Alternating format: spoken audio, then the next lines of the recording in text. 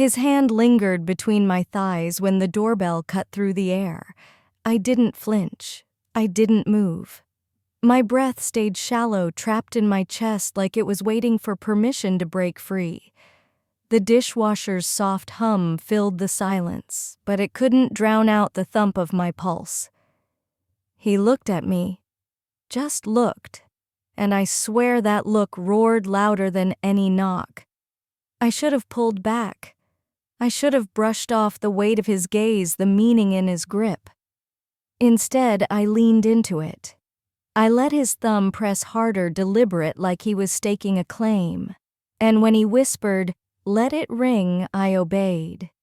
It started the way the worst things do, quiet, convenient, slow. Jack and his wife moved to our sleepy Portland, Oregon street 8 months ago. She baked us lemon bars I never touched. He fixed our fence without asking. My husband Tom thanked him with a beer in silence. I watched Jack from the window, sweat rolling down his back, dripping into the waistband of his jeans. I wondered if he noticed me staring. I told myself he didn't. I told myself a lot in those early weeks that kindness was just kindness, that a glance meant nothing. We shared a driveway, the kind where neighbors swap small talk and favors trash bins the weather mulch. Jack offered to fix our water heater when Tom was out of town. I said no. He smiled anyway. And I hated how I thought about that smile in the shower that night. Hated standing under the water longer, imagining hands that weren't my husband's tracing my skin. Hated how it warmed places I'd felt cold for years. His name was Jack. Saying it felt dangerous, like making it real. But there was something about how he said my name, Sarah, rolling it in his mouth like he was tasting it first. He'd say it holding the door, waving across the lawn, brushing my hand when he took something from me, his fingers lingering too long. I should have stepped back.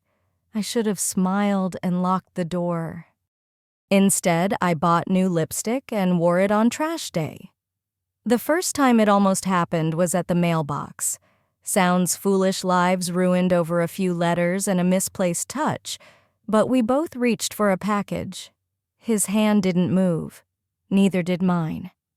A spark flashed in his eyes, something wild, weary, familiar. I felt it in my knees. We stood there for 4 seconds, long enough for my body to betray me, leaning toward him like it had decided before I did. He didn't kiss me, but I wanted him to. That night I replayed it with shame burning my chest. Curled beside Tom, I felt nothing when his arm brushed mine. I waited for the guilt to fade. It didn't. It pulsed wrong and alive. 3 weeks later, Jack walked into my house without knocking.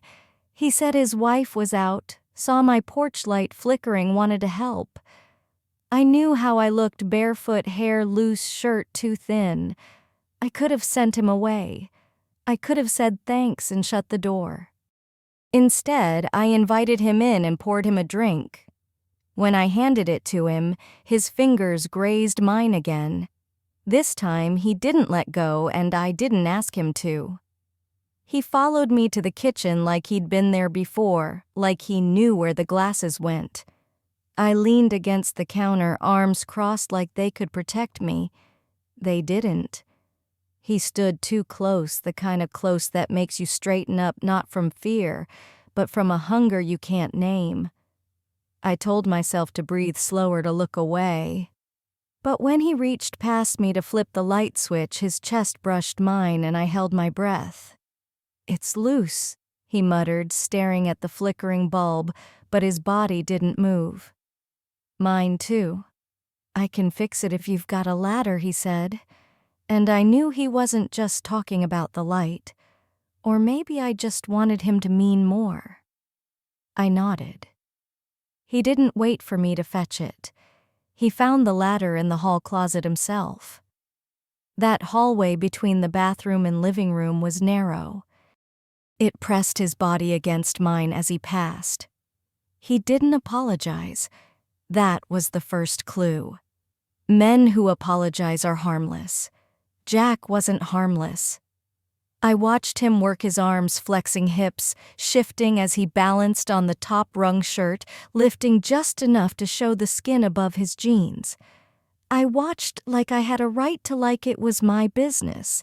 He told me to hold the ladder steady. I did, but my hands shook. When he climbed down, he didn't step away. We faced each other. He was taller. His breath smelled of whiskey and cinnamon gum. I think I stared at his mouth too long. "What's wrong?" he asked, voice low. I should have laughed. I should have turned away. Instead, I whispered, "Nothing." It was a lie. The problem with neighbors is you see them everywhere, lined up at the store, walking at dawn, hauling groceries. But after that night, I timed my errands to match his.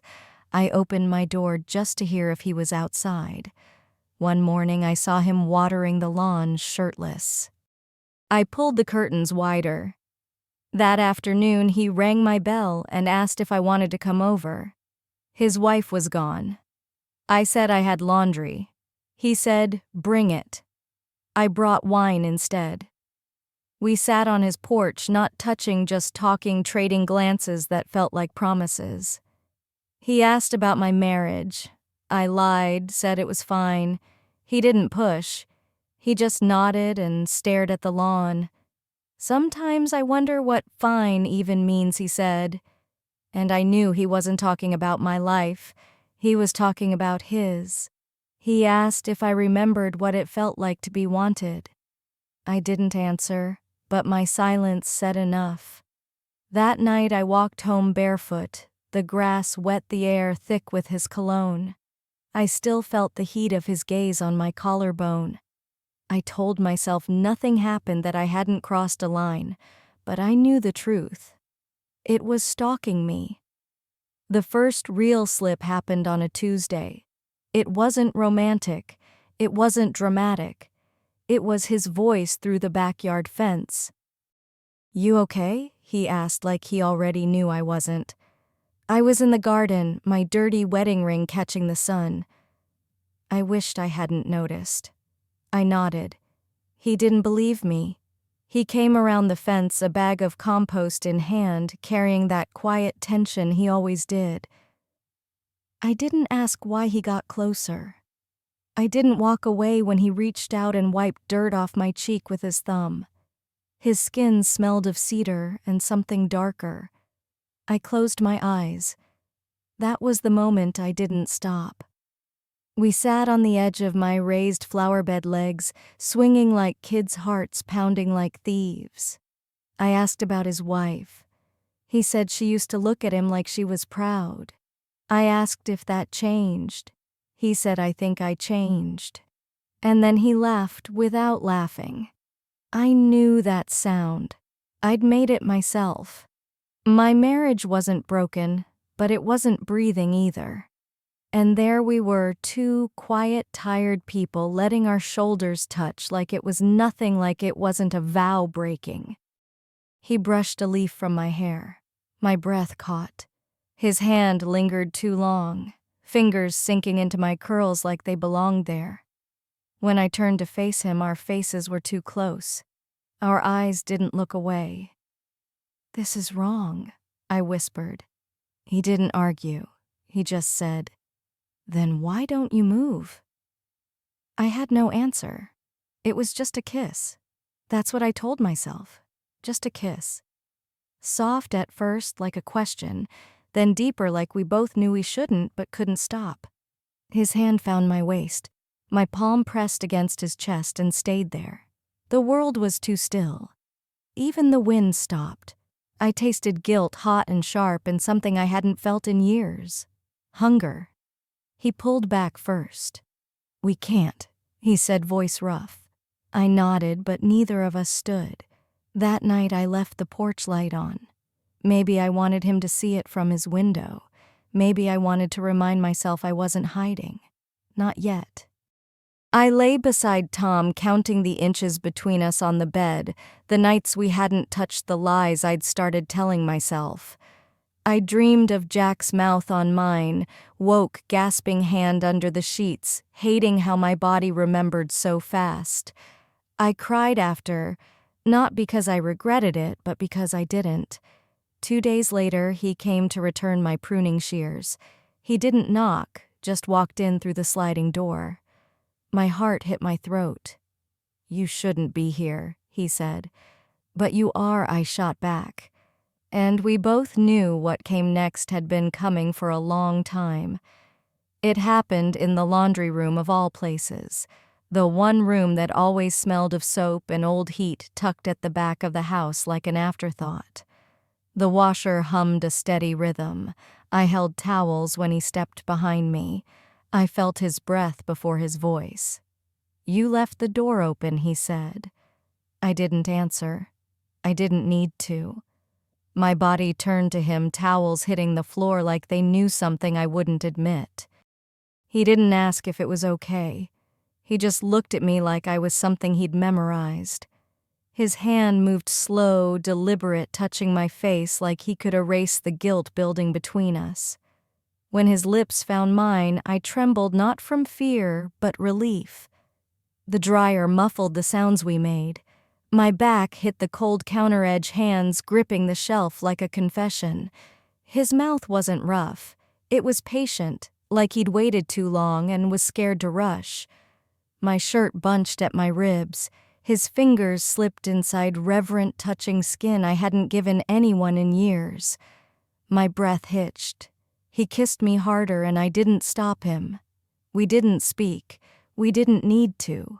The silence said it all, that we were crossing a line with eyes wide open, that this wasn't an accident, that we'd chosen it in every small way before the real fall. His hips pressed into mine. My wedding ring clinked faintly on the metal shelf behind me. I didn't move it. I didn't even flinch. He groaned into my shoulder. I clawed his back like I was trying to hold on to something already gone. My legs wrapped around him without thought. His name fell from my lips before I could stop it. "Jack," I whispered. He froze, then sank deeper into the silence between us. There was no going back after that. After we didn't say goodbye. He picked up the towels from the floor and handed them to me with shaking hands. I didn't take them. I just stood there, shirt half-buttoned, lip-swollen chest heaving too fast. He looked at me like he wanted to speak but didn't trust what might come out. So he left quietly like he'd just broken something holy. I stared at the door long after it closed. The dryer hummed. The room smelled of fabric softener and sweat. I sat on the warm lid and cried, biting my wrist to stay quiet. The weight of what we'd done didn't crash. It seeped in, slow and merciless. But even through the ache, through the guilt, I remembered the taste of his mouth. That night, Tom came home and asked why I was flushed. I said the dryer vent was clogged, the heat got to me. He kissed my cheek and thanked me for doing the laundry. I smiled, but it sounded wrong. I didn't sleep. I stared at the ceiling, telling myself it wouldn't happen again. But part of me knew I was lying, and I wasn't sorry. The next morning I wore a sundress that clung where it didn't used to. I told myself it was just the heat.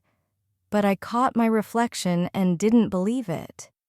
I didn't wear lipstick, but I curled my lashes. I didn't plan to see him.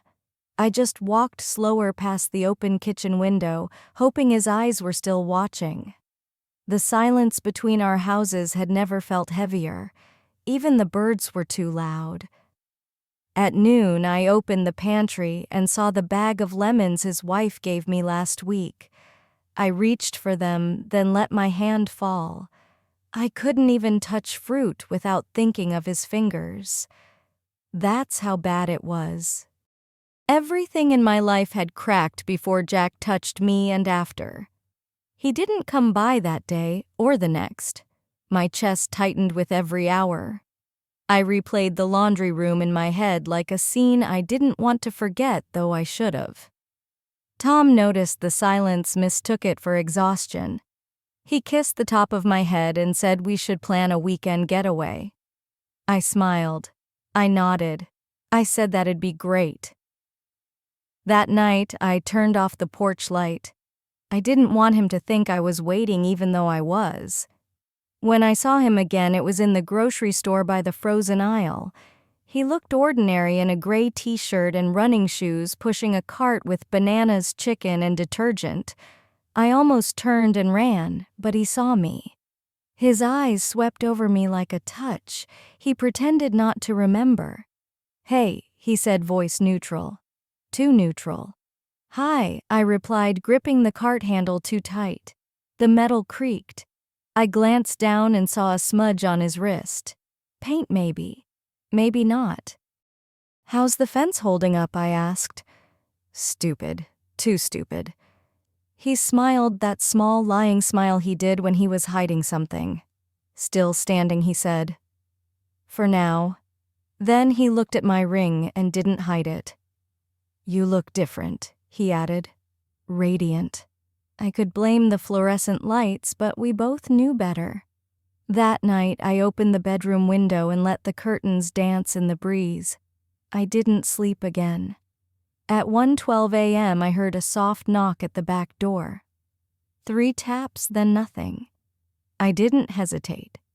I walked barefoot through the hall, the floor cool beneath me, the silence humming like a warning. He was inside by the time I reached the kitchen. The door wasn't locked. He didn't speak, just stood there, hair wet from the mist, shirt clinging, eyes raw and wild. "We shouldn't do this," I whispered. His hand reached for me anyway. I stepped into him before I could decide not to. Our mouths met like they had unfinished business. This time there was no stopping, no regret at the edge, just the inevitability of skin on skin in the dark. We ended up on the floor. My head hit the cold tile. He cradled it in his palm. His weight on me was the only thing keeping me from unraveling. "Harder," I whispered before I could stop myself. He froze, looked at me like I'd said something sacred. Then he gave in. I should have stopped, but I didn't. The next morning, a bruise bloomed on my thigh, a secret in purple, his fingerprints pressed too tight. 2 urgent marks on cold tile. I pressed it in the mirror, half shame, half something darker. I wore linen pants to breakfast, though it was too hot outside. Tom made coffee. He asked if I wanted to visit his sister that weekend. I nodded. I smiled. I said sure. With lips that still remembered another man. Jack didn't text. He didn't wave across the lawn. The air between our houses thickened with knowing. I started seeing his wife, more watering flowers, hanging laundry barefoot on the grass. She wore a white dress that fluttered at her knees. She waved at me. I waved back. My throat burned every time. At dinner, Tom said, "You're too quiet." I told him I was tired. He asked if something was wrong. I said, "Do I seem different?" and he laughed. "Maybe softer," he said. Then he kissed my cheek. "Good different." I nearly dropped my fork. The next time Jack came, it wasn't at night. It was a Tuesday afternoon. I was in the hall fixing a crooked picture frame when I heard a single knock. I opened the door and there he was, sweat on his brow, eyes like fire trapped under glass. "I can't stop thinking about you," he said. I didn't answer. I just stepped aside and let him in. This time we didn't make it to the laundry room. We didn't get that far. He kissed me in the hall, pushed me against the wall, breath ragged in my ear. "Tell me to stop," he whispered. I didn't. Instead, I grabbed the back of his neck. His hand slid under my shirt like he already knew my shape. The picture frame hit the floor beside us. He pressed into me like he was trying to erase the space between us. I moaned into his shoulder. My knees buckled and he held me like I was his. My ring scraped his cheek. I turned it inward, after I watched him dress.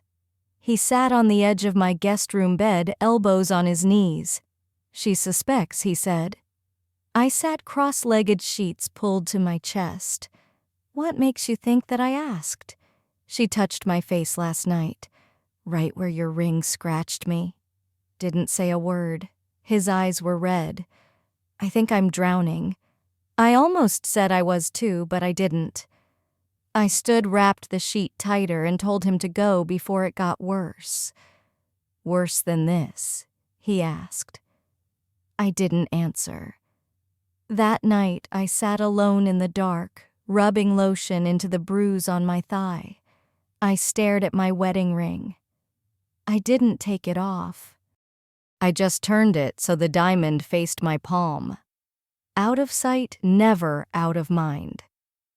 I told myself it was over, that we'd crossed enough lines, that his taste would finally fade. Like every bad choice, I tried to fill my time scrubbing bathroom grout, rearranging the pantry, scouring every corner of my life except the one he'd touched.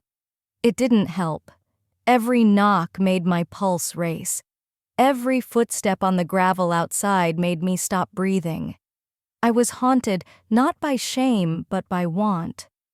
Friday night, I sat on the porch sipping wine alone. The sun melted behind the trees, casting lazy shadows across the yard. Then he was there, walking his dog. He didn't look at me at first, just stared ahead like we were strangers again. But as he passed the fence, he stopped. The leash went slack. "I see you haven't turned off the porch light," he said. I swallowed. "It didn't stop you." He smirked. "Maybe I wish it had." That night I left the door unlocked. I wasn't sure he'd come. Part of me hoped he wouldn't, but the uglier part, the needier part, begged for it. When I heard the door slam at midnight, I didn't move. I stayed in the back hall, face pressed to the wall, gasping. He found me in the dark. Neither of us spoke. He dropped his keys on the entry table like he lived here. Then he kissed me like he was starving. We didn't bother with the bedroom. It was the dining table this time. My elbow knocked, wooden coasters clattering nearby. He lifted my dress with trembling hands, not from nerves, but restraint, the kind that breaks you. My hands clawed the tablecloth's edge. A candle tipped and rolled. We didn't care. "This is our ruin," I whispered. He pressed deeper into me, breath hot on my neck, then let it burn. I didn't say stop. I didn't even think it. After we lay on the hardwood, slick with sweat and silence, the fridge hummed.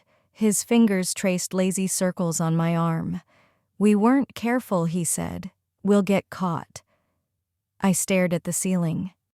"Now what?" he exhaled. "I don't know. I just know I don't regret it." I closed my eyes.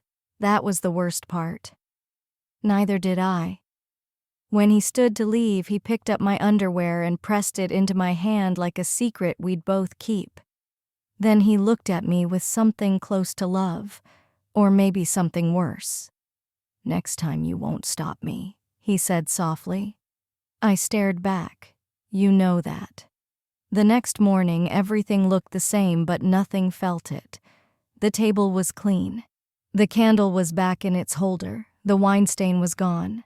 Tom stood at the stove, flipping pancakes, humming off key.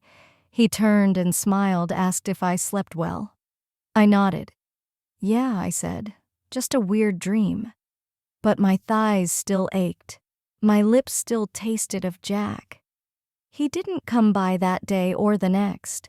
I saw him outside once, trimming the hedge. His wife walked by and handed him gloves. He leaned down and kissed her cheek.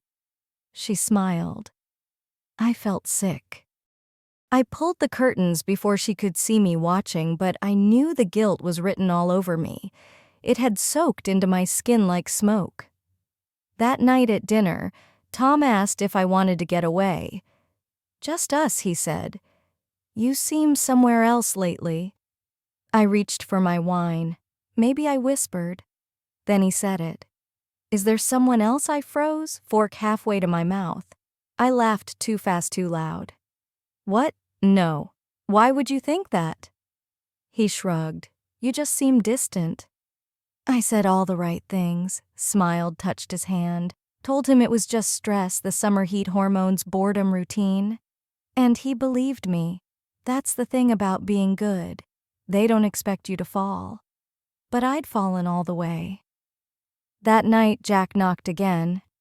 He didn't speak when I opened the door. He just looked at me like I was the end of something and the start of everything. I let him in without hesitation. We didn't make it to a room. We didn't even clear the hall.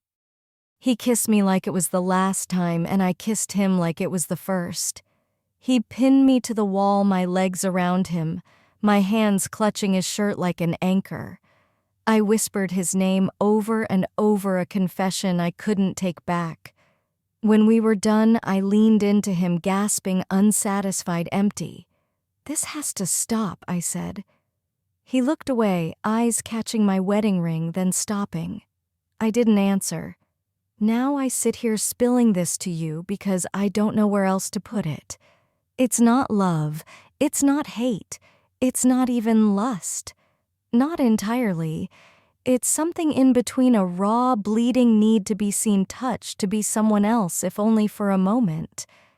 Everyone sees me as a wife, a neighbor, a woman who bakes on weekends and waves at passers-by. No one sees the bruise under my collar. His breath still echoes in my throat. I hear him at night, feel his hands under my dress, the sound of his voice saying my name like it's sacred. And every time Tom kisses my cheek, I wonder how long I can carry this secret wrapped around me like a second skin. He says we can't keep doing this, but neither of us moves. If you were her, would you have stopped at the first touch? Or would you have left the door unlocked too?